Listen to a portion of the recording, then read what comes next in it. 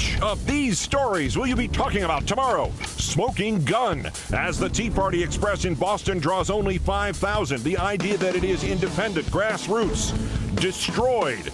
Politico finds a 2009 memo. Republican consultants dreamt it up and planned it as a way to raise money for their PAC and planned how to promote it on Fox News. Independents who aren't news that is propaganda.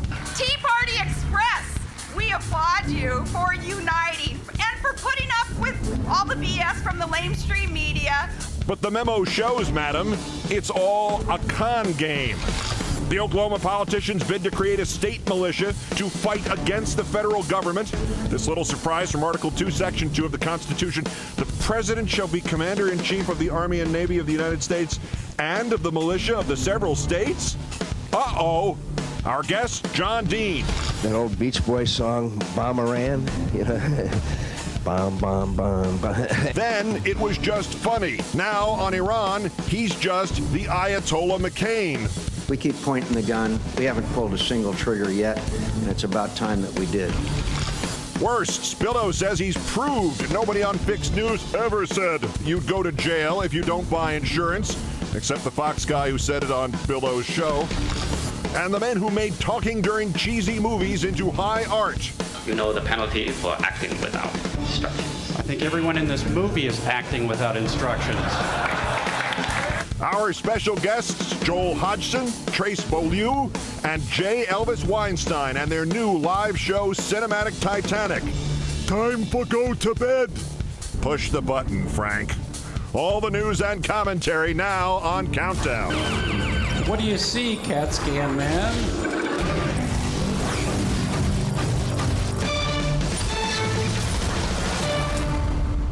Good evening from New York. We begin tonight in unprecedented fashion. Liberals, progressives, Democrats. Our top story tonight is not really for you, though you are encouraged to rubberneck at the train wreck. Tonight, our fifth story is a genuine and sincerely genuine attempt to help Tea Party members around the country. Politico, the mainstream political news website, today publishing a secret document it obtained establishing definitively that some of the nation's top Tea Party leaders are using you to line their own pockets and propagate the precise establishment politics that you hate so much. Here it is.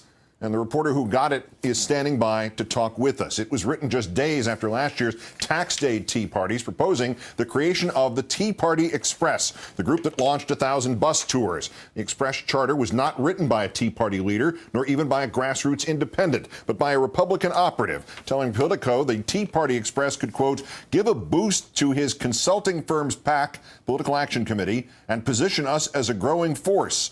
The charter is worth quoting at length. Bringing established Tea Party leaders onto the Express, quote, will be a very sensitive matter. We have to be very, very careful about discussing amongst ourselves anyone we include outside of the family, because, quite frankly, we are not only not part of the political establishment of conservative establishment, but we are also, sadly, not currently a part of the Tea Party establishment, i.e. Michelle Malkin, Eric Odom, Smart Girl Politics, TCOT, Freedom Works, Newt Gingrich, etc. We can probably pull off a phenomenally successful tour without these big ego establishment types. The document also talks about how to appear authentic. We've already discussed doing a casting call among our Nevada supporters and donors to appear in at least one of our TV ads targeting Harry Reid to buttress our authenticity, their quote marks, in running ads in the state. One goal, electing Republicans. Quote, it is also worth considering making a return run to Michigan. Former Republican Michigan Governor John Engler has recently stated that he believes the Republican Party will do quite well in Michigan. But the big goal of founding firm Russo Marsh? Money. For them. Sal Russo telling Politico, we're hardly making any money at all. Politico reporting that after its scheme, the PAC quadrupled its fundraising, paying almost half that money to the Russo Marsh consulting firm itself and to Russo Marsh's sister company, King Media Group. The PAC's former political director telling Politico, quote, we stole the brand name to make money. None of which stopped Sarah Palin from shilling for the Tea Party Express today in Boston. So, Tea Party Express, we applaud you for uniting and for putting up with all the BS from the lamestream media, with some of the ginned-up controversy with the Tea Parties, false accusations of this group being racist, being violent. Thank you to the Tea Party Express for putting up with that and still uniting Americans. In a whole new way tonight, in the way of the three-card Monty dealer, this woman is an idiot. And if Tea Partiers still doubt they are being played, consider what Palin said at the Tea Party Express rally today about Tax Freedom Day, the day signifying what portion of the year you work to pay your taxes. The later it is, the higher your taxes are. This year it fell on April 9th, meaning you worked 99 days just to pay your taxes. This year and last, as the Tax Foundation itself shows, the earliest, therefore the lowest tax days in decades. Under Bush, it was never earlier than April 14th, meaning you worked at least 104 days for the government under Bush. But here was Palin today. Folks, we need your voice now more than ever. Americans now spend 100 days out of the year working for government before we even start earning money for ourselves, for our families, for our small businesses. 100 days out of the year. That's low. As promised now, Politico's senior reporter, Ken Vogel. Great, thanks for your time tonight, Ken. Hey, great to be with you, Keith. Opinions aside, have I got the factual outline of your story correct? Is there anything else we should add to get it straight? Well, the firm, Russo Marsh, and its operatives have really pushed back hard against this idea that they're making a lot of money off of it. They say, yes, we received $1.9 million in payments from this PAC, which is now the Tea Party Express, but a lot of that was for overhead. We passed it through to television stations for ad buys. We passed it through to email list vendors to rent lists. But of course, a lot of that then comes back to them because they're using these ads and they're using these emails to direct people back to the PAC to give them more money. And in fact, the firm has not made hardly any money from any other client other than this PAC since they've sort of unveiled this Tea Party Express branding. And there's no doubt about it. This plan has been a wild success beyond the sort of most ambitious expectations of these operatives. They are in the conversation both within the Tea Party and beyond, and they have tapped the Tea Party for a sustainable revenue stream in a way that many others have tried but have not succeeded. The Russo Marsh operatives also have been insisting today that they believe in the cause, but they have dropped some of their previous policy priorities to fit in with the Tea Party, correct? That's right, and they make no bones about it. They sort of search for where the energy is on the right, and in some ways they kind of have a chameleon sensibility to them. In 2003, where the energy was, they're out in California, mind you, was in the attempted and successful recall of then Democratic Governor Gray Davis. They were behind that. They talked about, after that ended, using the email list and sort of the status that they built up during that to launch sort of a conservative MoveOn.org. Then during the 2008 presidential campaign, they went out and attacked President Obama, then candidate Obama, in ways that even John McCain ruled out of bounds, invoking his controversial preacher of Obama's controversial former pastor, Reverend Wright, and praising Sarah Palin. And now the energy is with the Tea Parties, and so they're on that, and they're doing quite well with it. This document that you unearthed also said that they were counting on Fox News, not just to mention or in some journalistic sense cover, but to promote the concept, the Tea Party Express. Tonight, there is a report that the Society of Professional Journalists is calling Sean Hannity's charge, or plan to charge, admission for taping of his show at a Tea Party event, which is going to happen tomorrow night, wrong, incestuous, and a clear conflict of interest. And essentially, this is what the Tea Party Express was counting on? I mean, they were counting on Fox News commentators to promote their rallies, their bus tour, to kind of offset their lack of credibility within the Tea Party movement, to give them an edge up. Of course, Fox News has differentiated between its commentators and its news side, but there's no question that this group that became the Tea Party Express saw this as part of a business model. I actually was being sincere when I said that the story was for the benefit of the people in the Tea Party. But even if they don't believe me, are there actual Tea Party leaders who would agree with me?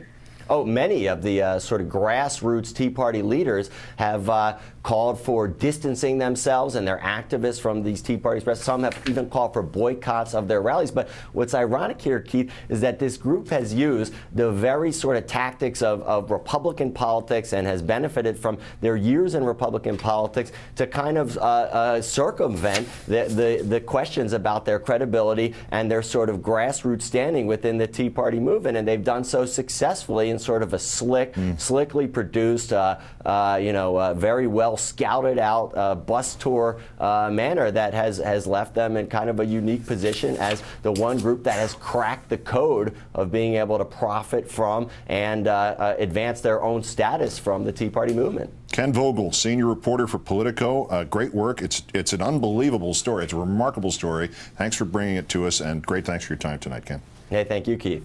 Okay, Democrats, progressives, liberals, re-engaged. This next one matters to all of us. Oklahoma Republican gubernatorial candidate Randy Brogdon is now backing off his endorsement of a plan to create a new state militia for the express purpose of resisting the U.S. federal government. He said it would instead be used to supplement the National Guard during emergencies. And though the right-wing Tea Party mastermind behind this idea wrote last year that his state senators are rock solid behind him, in a statement today to Countdown, Senator Inhofe today said he, quote, does not support an Oklahoma state-sanctioned militia and thinks Tea Partiers should focus their efforts within civil society on issues where they can make a difference. Also asked to respond, Senator Coburn, spokesman saying, that's the worst question of the week. Thanks for watching, staff of Senator Coburn. Let's turn now to the former Nixon White House counsel, John Dean, also author of Worse Than Watergate and Conservatives Without Conscience, and, of course, a columnist at findlaw.com. John, good evening. Good evening, Keith. All right. Candidate Brogdon initially said that the Second Amendment, quote, deals directly with the right of an individual to bear arms to protect themselves from an overreaching federal government. Is that in? Does he have a special, super notated copy of the Constitution that the rest of us haven't seen? Maybe he was standing upside down when he read it, Keith. I'm not sure. Obviously, he seems to have gotten it straight now in his pullback. It absolutely did not. The militia was an idea that the founders thought should be in each state. If the national government needed them, there they would be rather than have a standing army. Not that they should create them under this. The Constitution actually says, let me read it, that part, well, not the whole thing, but just this relevant part. The President shall be Commander-in-Chief of the Army and Navy of the United States and of the militia of the several states. So if they want to do this and they want to be strict constitutionalists, this militia that they create to resist the federal government will be under the guidance of President Obama? Exactly. In fact, there is statutory authority for that. That is the contemplation of the Constitution, that the President, as Commander-in-Chief, could indeed call on the state militia and have them indeed follow his orders. I'm not sure that what was initially envisioned had Mr. Obama in charge of their operation. Kind of a surprise for those behind this. Here's a question that I've heard asked a lot in the last 2 days since this story broke out of Oklahoma. Is just proposing the creation of some sort of armed force to defy U.S. law, is that itself illegal? Is there a line somewhere between expressing it and trying to activate it in some sort of governmental fashion as was proposed in Oklahoma? Sedition, which is sort of the words, the thoughts, the evil plans, if you will, per se, are certainly not illegal, have not been in a long time. We've had sedition statutes in the past. They've been severely criticized. They're not a wise idea. But indeed, where you cross the line is when you go from sedition to treason, and that's putting them in place. And how does that interact? We know that the idea of the militia, the state militia, is constitutional. It's in the Constitution. It has never been amended out for any reason. What would cross the line and make a proposed militia illegal? Well, to use that militia to take on the federal government. That's, of course, what happened in the Civil War. We've had sedition before, where it has become treasonous, and indeed that's the result. Is you find yourself at war with the federal government. You find yourself in a Civil War situation. That indeed also is treason. So I think the line is pretty clear, and hopefully these people have not contemplated crossing it and they're backing down. How close do you suppose we got to any of that with, say, Governor Faubus in Little Rock in 57, I guess it was, or Governor Wallace later on, or any of the other Southern governors in the great decade of civil rights reform? Well, pretty close. When you define an order of the Supreme Court and the President has decided he wants to execute that order, as Eisenhower did with Brown v. Board of Education in 54, and when he started implementing the law, and the Southern governors started resisting it, it was right at the border.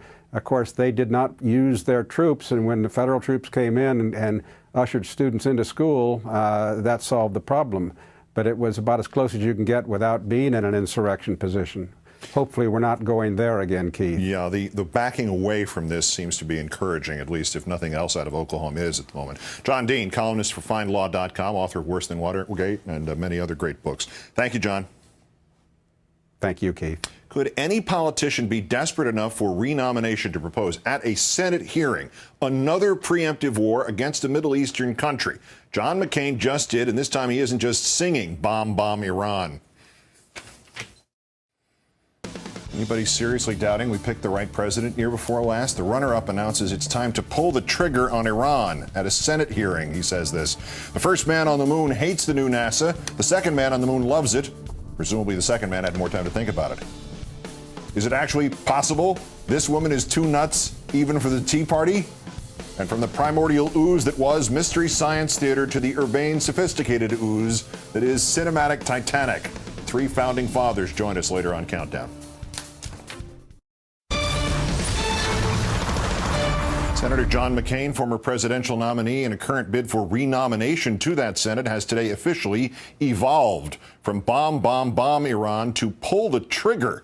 In our fourth story in the countdown, the emergence of the Ayatollah McCain. Just one day after President Obama's nuclear security summit, McCain has undercut the president of the United States and policy towards Iran and called for unilateral action. In his opening statement at a Senate hearing on Iran today, McCain observed that the U.S. has backed off of taking direct action against that nation despite its potential nuclear threat. So make no mistake.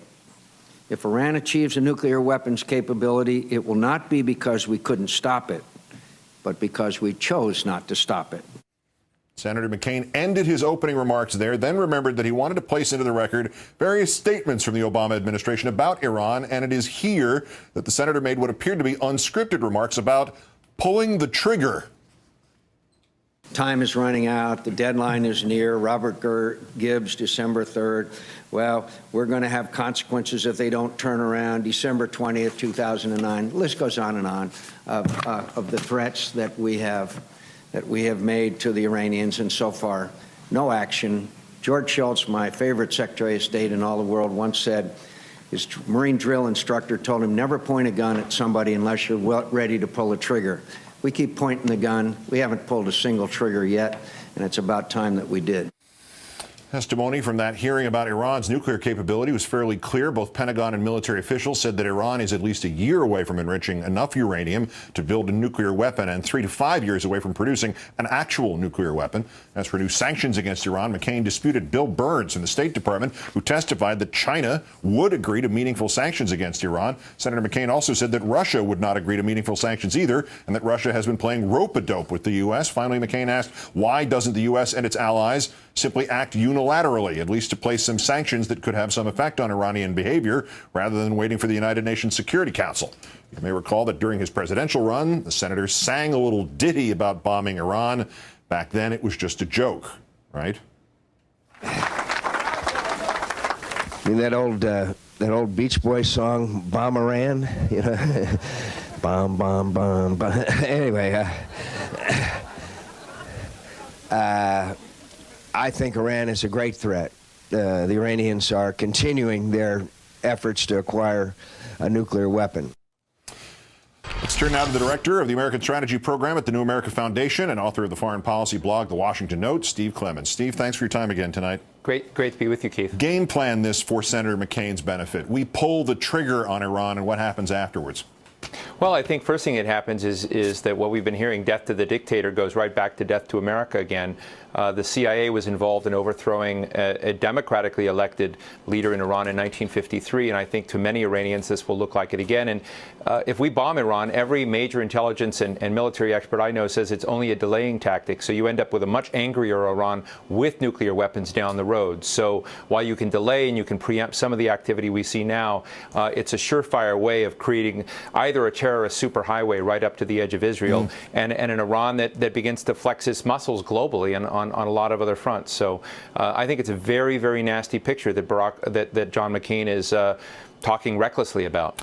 He seemed to be hinting afterwards that he meant this metaphorically, to do something rather than just to exclusively mean this, that this meant a strike against the nuclear facilities in Iran. Did he mean it metaphorically, or was there a dog whistle to the nuclear cowboy crowd at minimum here?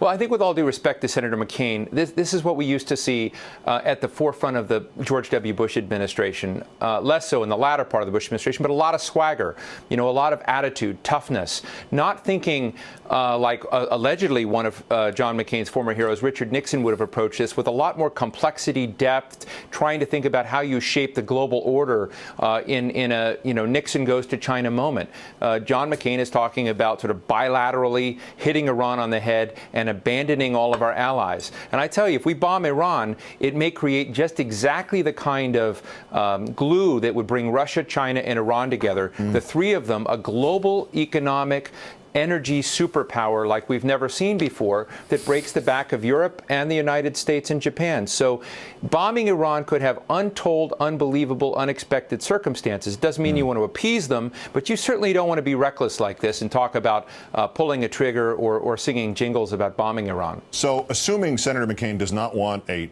Chinese, Russian, Iranian superpower, let's just say that for the sake of argument, short of bombing Iran, and the officials of this nation keep saying all the options are on the table, what other options are there other than increasingly tougher sanctions combined with diplomacy?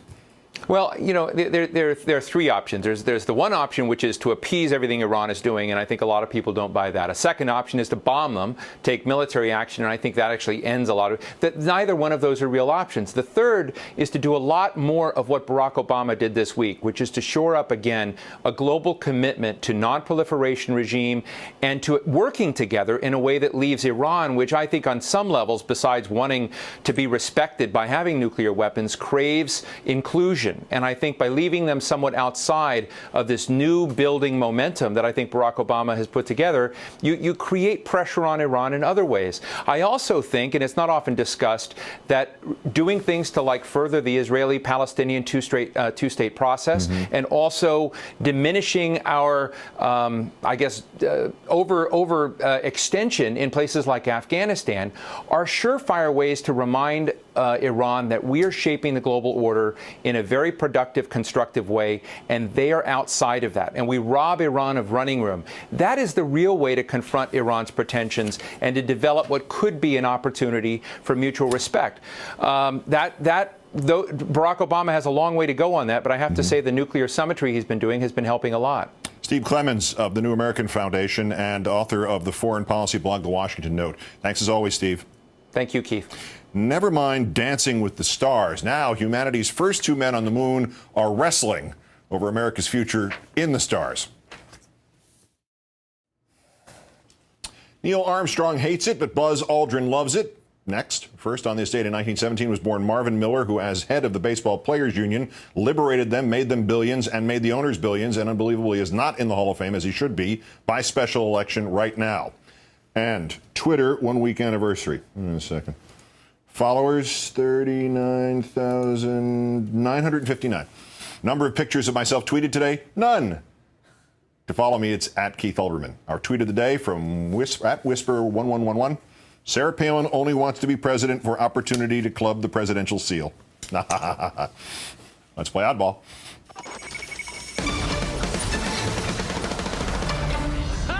How's that clubby sealy thing working out for you? To Panchi, India, and the fun-filled execution of a popular tradition, walking across burning coals. No, that's running. Owie, owie, owie. Here are the prevalent tenets of fireworking and of walking in no particular order. It is a show of devotion to a Hindu deity. Devotees fast for 7 days before walking across the burning embers, so hopefully they are, too hungry to notice.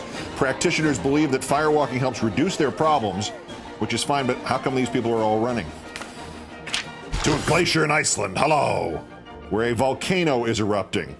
No, it's not another, Mayans 2012 joke. It's the real thing. Run for your safety if you're on the glacier. Actually, as unusual as this is, there is no evidence that it marks any kind of end of days, except the end of Wednesday. However, the eruption spewed plenty of smoke and steam and melted a whole lot of ice. When are these glaciers going to catch a break? 800 residents were evacuated, but an official said no lives nor property were in danger. Derek Pitts from the Franklin Institute in Philadelphia on the astronauts going astro-nuts. Such an old joke. It just struck me as stupid. Buzz Aldrin approves. Neil Armstrong says, that's one small step towards mediocrity. Next.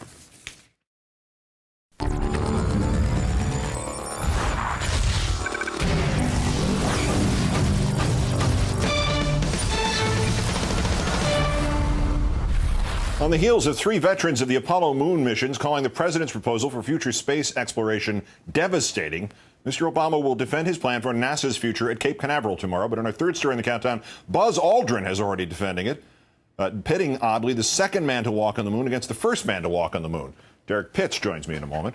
Responding to the Obama administration's plans to deep 6 missions to deep space, Apollo commanders Neil Armstrong, James Lovell, and Eugene Cernan writing in this letter, as you see, without the skill and experience that actual spacecraft operation provides, the USA is far too likely to be on a long downhill slide to mediocrity. A second group of NASA veterans is sending a separate letter to the White House expressing its disappointment in the plan.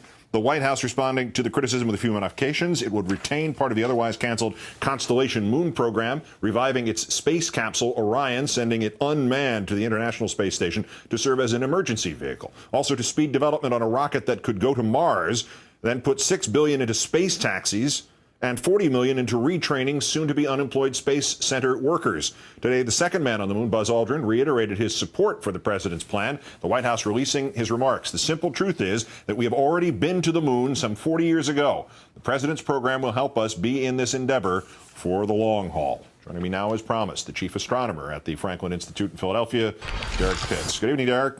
Hi, Keith. How are you? Not bad. Yourself? Not bad, thank you. Good. So now we have NASA Family Feud with Babe Ruth arguing with Lou Gehrig. Who's right here? The fact of the matter is that if we look at what's actually happening with this program, Keith, and look at the kind of experience we have, you know, the guys are right that they shouldn't let the program wind down to nothing. But the Obama plan actually represents a couple of things. Number one, it represents and acknowledges, if you will, a kind of maturation of the space program because it proposes outsourcing certain kinds of services that make sense to outsource, like letting the commercial space segment carry astronauts and cargo up to International Space Station. But if you really think about what he's proposing here, he's suggesting that actually NASA be allowed to do the heavy lifting. And by that, I mean allowing NASA to pursue the high frontier. You know, this idea of going to an asteroid and then going on to the moons of Mars and then on to Mars itself. That's where NASA really ought to be. So his program is really taking this program as we know it into a different realm, a step further, and the Aldrin side guys are right about this. The heavy lift idea, to the point of the heavy lift rocket. The NASA veteran Chris Kraft told the AP, we need a heavy lift rocket like we need a hole in the head. Is Kraft right, or is that how we get to Mars with heavy lifting? I have great respect for Chris Kraft. Unfortunately, the fact is that if we want to build spacecraft in low Earth orbit that are going to be outfitted properly to take us to Mars, we're going to need the equipment up there. We're going to need a heavy lift vehicle. We have to think about the Space Shuttle program's retirement. Space Shuttle program is not being canceled. It's not being stopped. It's coming to the close of the program, and the reason why is because International Space Station construction is complete. So we need a different vehicle to allow us to take these heavier materials up that are going to build the spacecraft that take us out to the asteroids or take us onto Mars. The other specific in here, the Constellation program, it was behind schedule, it was over budget. Was it right to essentially abandon it, and does that mean that we are going to give up hope for, say, the millennium for returning to the moon? Well, I don't think so at all. I think, you know, if you look at the program, let's ask the American taxpayer, what would they prefer? Would they prefer that we throw dollars away, throw good money after bad in a program that really could be retrofitted to do better work for us? Or is it better to cut it off now when you look at what the annual budget of the United States is anyway? If we can save some money, let's save some money and put it where it really can be put to good use. I think the rest of the program as being described, once it really gets fully fleshed out and we see what all the details are, will allow for the possibility of sending people back to the moon without much difficulty at all. I think it's in there. It's just not the big target, Keith, because like Aldrin said, we've been to the moon. What would be more exciting, though, than to send astronauts to an asteroid and then work towards sending them to Mars? It's very much like rekindling that great dream of the 60s to put people on the moon as a big target and a big goal to get. I thought we already sent Tommy Lee Jones to an asteroid, but I guess that was just a movie. Unfortunately, he came back. How much? Oh boy, he could with one, either one of us or both. Quickly, how much of this do we never appreciate that this is about these industries, the space exploration industries in Texas and Florida? Well, the space exploration industries really have a huge infrastructure built up, and that infrastructure is extraordinarily important. You know, one of the things that we did that was a big mistake was we sort of threw out all the plans to the Saturn V launch vehicles, and we should never, ever make that mistake again. At the same time, all the talent that we've built up in these space centers, we need to utilize that talent to help us move toward these new goals. There are commercial space endeavors that are coming online that are going to help out in this, and I think that great support should be spread across the whole panoply so that everybody can use it. Throughout the plans. Derek Pitts of the Franklin Institute in Philadelphia. It's always a learning experience and a lot of fun. Thank you, Derek. My pleasure, Keith. Thank you. It's nice to be cutting edge. To be cutting edge for 22 years, though, is startling.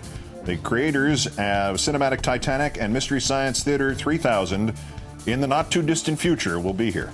It's nice to be Phineas T. Bluster. To be Phineas T. Bluster for 14 years is startling.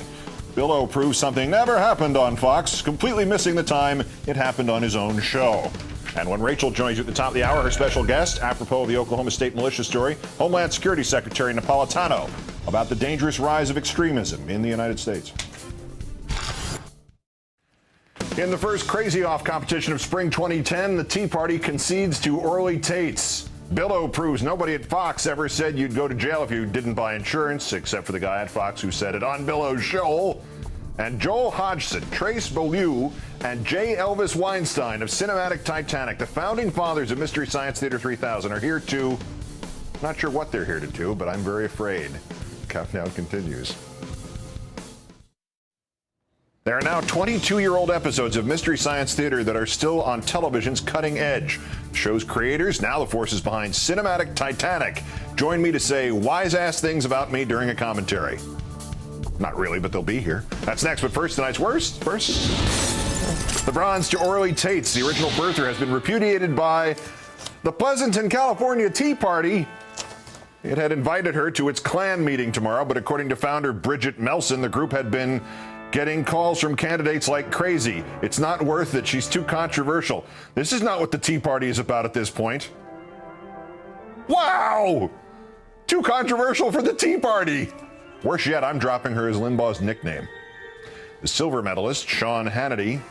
One of the things I fear the most is Barack Obama catering to the world's dictators is literally the Neville Chamberlain of our time.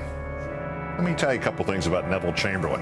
Neville Chamberlain believed that only conservatives had a monopoly on truth. He believed in suppressing dissent and disagreement from moderates and liberals. He tried to purge those people from his own government and own party who disagreed with him. He was an isolationist who believed his own country could do whatever it wanted to and face no consequences in the world, and he was supported by every damned Republican in this country. Since you don't know what's happening in the world around you today, Sean, you can at least try to get yesterday right. Try Wikipedia, sonny. But our winner, Billo the Clown, after Senator Coburn spanked him on Fox News for leading an Oklahoma woman to believe she could go to jail if she didn't buy health insurance, O'Reilly condescended to tell the senator, "You don't really know anybody on Fox News because there hasn't been anyone that said people will go to jail if they don't buy mandatory insurance. We researched to find out if anybody ever said you are going to jail if you don't buy health insurance. Nobody has ever said it. What it seems to me is you used Fox News as a whipping boy. When we didn't qualify there, you were wrong to do that, Senator, with all due respect." O'Reilly's crack research team as usual. Glenn Beck, Fox News, November 12th. If you don't get into their government health care, there will be jail time. Dick Morris, Fox News, November 9th. One of the provisions in the Pelosi bill is you actually can go to jail for not having health insurance. $250,000 or 5 years in prison.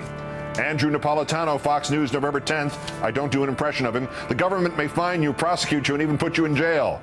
Greta Van Susteren, Fox News to Congressman Shadegg, October 7th.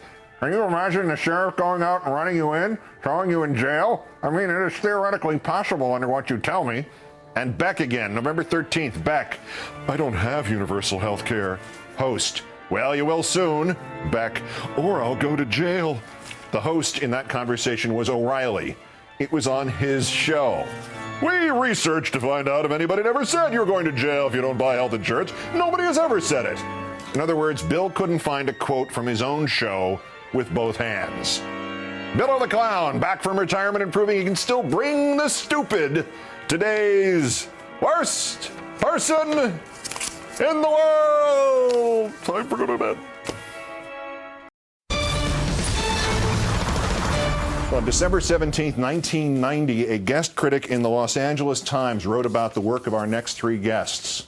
Wrapped in the guise of a kids' show, Joel Hodgson, the human, regularly reads mail from youngsters who send him drawings of the robots. Mystery Science Theater 3000 contains some of the hippest, deepest satire of the generation. Never mind the show, what a brilliant review that was, by me. It began with a guy and his puppets poking fun at awful movies on a UHF Minnesota television station in 1988. Now it is on Time Magazine's list of the 100 best TV shows of all time. Mystery Science Theater 3000, its creators now present their original snark live in a kind of riff on MST3K. It is called Cinematic Titanic. The concept for the original show, seen here on the wonders of videotape, VHS by way of YouTube, it was a little cleaner in the original first generation, as I recall, was simple and ingenious. Man in space, forced to watch bad movies with the robot puppets he invented. The three sat in silhouette in front of a truly awful movie, and thankfully, they never shut up. The Mystery Science Theater program has been off the air for a while, but now Joel Hodgson has gotten the band back together to riff on bad movies again, this time in front of live audiences. You're looking at footage from one of their live DVDs, the film in question, a spectacular called East Meets Watts. And that's the Cinematic Titanic crew doing its material on either side of the screen. Listen. Damn, I wish I could find a Chinese laundry somewhere in San Francisco.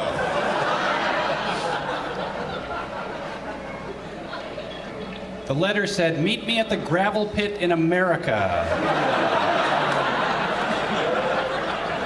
Yeah, it's too bad the Bay Area didn't have any beautiful locations they could shoot at.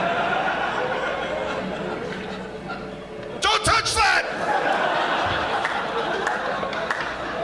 Oh, he walked right into a Journey video. East Meets Watts, and all the Cinematic Titanic titles are available for download and on DVD at cinematictitanic.com right now. We've said Cinematic Titanic 31 times. The live tour is in Massachusetts tomorrow, New Jersey on Friday, Saturday, and New York. In order left to right. Trace Beaulieu and, of course, Joel Hodgson in the middle, and J. Elvis Weinstein of Cinematic Titanic. Gentlemen, it's 20 years overdue. It's a pleasure to have you here. That's great to be here. Thanks for having us. I have been a fan almost since the original days, and I'm sure every fan you've ever had said the same thing when they first saw it. They said, "What the hell is this?" And then complete submersion. How long does it take, do you think? How quickly does a fan become a fan? Oh, it's different for everybody until you hear your joke, and your joke is in there somewhere. And how many jokes, did you ever do like a word count or a cell count on how many jokes there are per episode? It hangs around 600 usually. The first season we were at 300. And then the second season once we were getting paid to do it, we got to be about 600. We saved those. We doubled our output. Yeah. J. Elvis. Yes, indeed. I thought this was true from the little thing that I wrote, oddly enough, 20 years ago in the Los Angeles Times. And I still think it's true that people see this as, well, you're having fun with bad movies. Do enough people, in your estimation, really appreciate the deep satire and sometimes even the political satire, but more broadly sense, a social satire that you have worked into every one of these things? Ego-wise, I'd have to say no. Of course, they can't possibly appreciate the deep satire that we do. I think it's as Trace kind of said, it's like people find their jokes. Some people actually scold us when we get political now, because they don't want that from us. Yeah. I think with 600 jokes, there's you got to go for a lot of different levels of joke. Have you ever found that with that volume of humor, that people just tend to, as you said, they like the ones that are their jokes, and if they don't like the other ones, don't get them, aren't politically inclined, whichever way that might be tilting, they don't notice? You get graded on the ones they laugh at and nothing else, correct? Yeah, if you wait long enough, one you like will come along, and there's not enough heat on the jokes. It's like in a traditional sitcom, you got to have a joke to go to commercial. We never had to do that. No, it's a perfect democracy. Every joke is equal. Right. Yeah, we're never just hanging on that one scene-closing joke. Because the scene never closes. It just keeps going on. Do you miss the robots? Because it seems like the fans have adjusted to not having any. Yeah, you know what? That's something I just made up one day. It's not real. And I hate to tell you, but Trace was Crow. And if you listen close enough, it's kind of like he's Crow, and If you listen close enough, he's Tom Servo, so really? You just got to pretend. We also don't miss him because fans actually build their own. Yeah. And bring them to our shows for us to sign and meet. So we don't actually miss them because we're constantly acquainted with them. Bless them and stuff. You have to sort of make them official. I don't miss them because now we can keep our arms down by our sides. How rigorously, how physical was that? Well, it was keeping your arms up. Yeah. And neither of us are very good at upper body. That's a workout and a job. And did you have to do everything backwards too? Because you're looking at a monitor. So backwards and in Chinese. Yeah. Just to make it harder.